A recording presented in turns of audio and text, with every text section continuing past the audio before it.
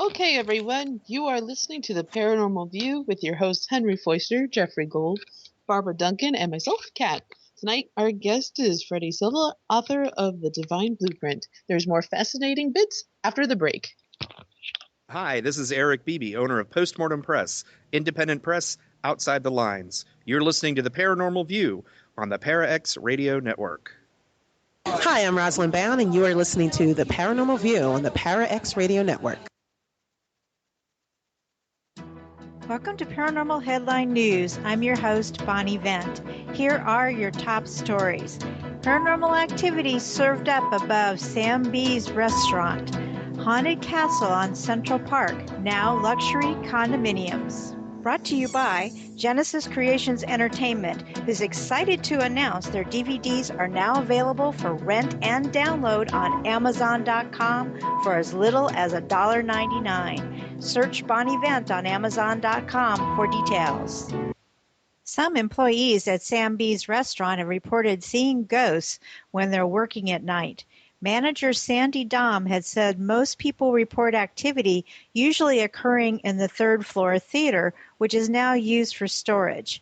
Sandy Dom has worked at Sam B's restaurant for more than 20 years, and when she works late at night alone, she sometimes catches herself looking over her shoulder. The third floor of the restaurant is rumored to be haunted, and Doms believes the rumors. It's rumored there was a murder on the third floor. Dom, a manager at Sam B's, said, "I've heard people who said they've seen ghosts, and I believe them." The alleged paranormal activity has even caused past employees to quit. One employee was vacuuming late one night when he looked up and saw a ghost of an old woman. He ran out and didn't come back, she said. He always felt that he was being watched. The sensation of being watched is a common occurrence at the restaurant, Dom says. Although Dom has never seen a ghost herself, she did have an experience she thinks may have been paranormal. One night, Dom was standing in the kitchen alone, and all of a sudden, all the pans fell down. "I still don't know what it was, but I'd love to debunk it myself," she said. Doms wasn't the only person interested in debunking Sam B's hauntings. The paranormal research team, Toledo Haunted Occurrences Research, went to the restaurant in 2009 to investigate the claims. Director Brian Sayer said he and his team set up cameras and sound equipment in the restaurant once it got dark.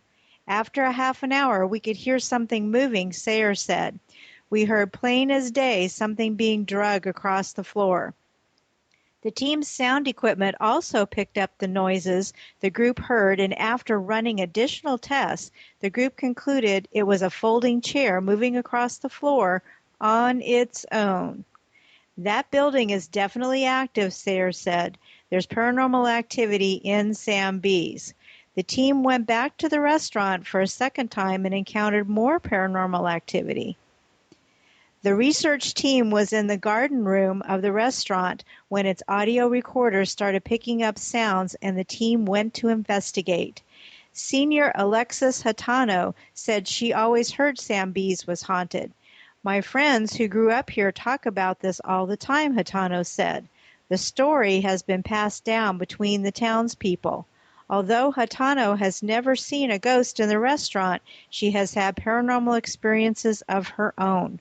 When she was younger, she said she walked downstairs in her house and saw a young ghost. "He was nice," Hatano said. "It was just kind of weird." Because of her experience, she said she'd like to see the ghosts in Sam B's. "I would like to go, but I'm easily afraid of everything," she said. "It's kind of iffy." Dom said she probably believed anyone who claimed to have seen ghosts in her restaurant because she believes there's more in the universe than meets the eye. Luxury home buyers don't typically seek out places associated with misery and death, but 455 Central Park West in Manhattan is an exception.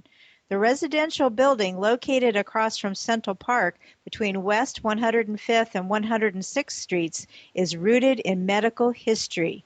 It opened in 1887 as the New York Cancer Hospital, the first of its kind solely dedicated to cancer treatment.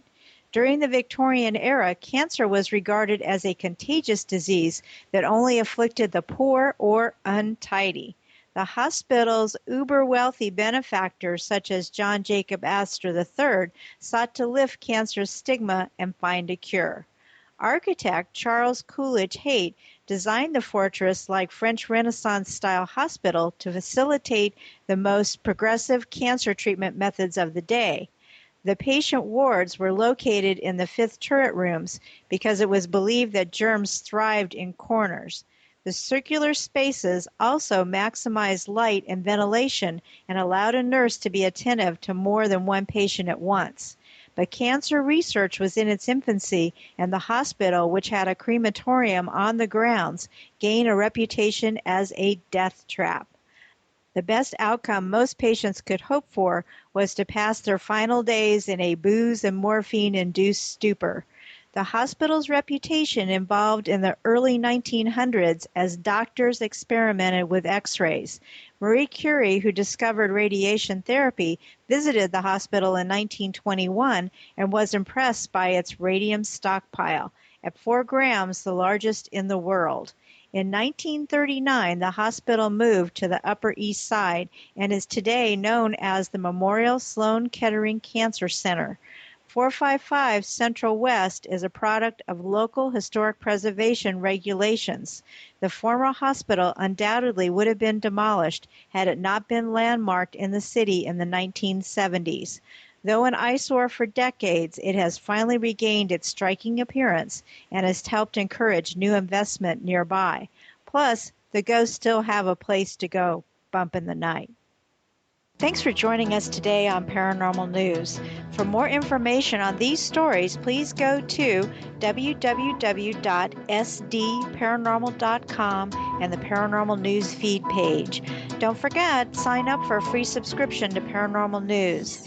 If you'd like to sponsor or advertise on Paranormal News, please send us an email at paraxnews@aol.com or join us at bonnievent.com. Until next time, I'm your host, Bonnie Vent.